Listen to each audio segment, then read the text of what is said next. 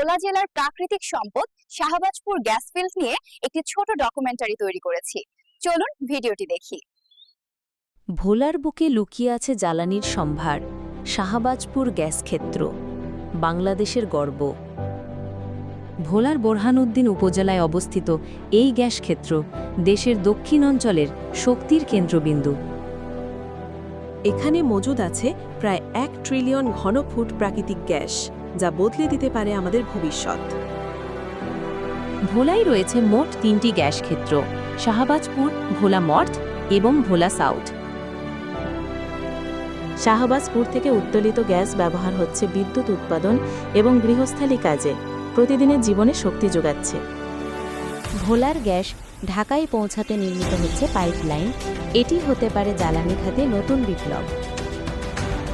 Gas কেন্দ্রিক শিল্প গড়ে উঠলে ভোলা হতে পারে বাংলাদেশের পরবর্তী অর্থনৈতিক জোন।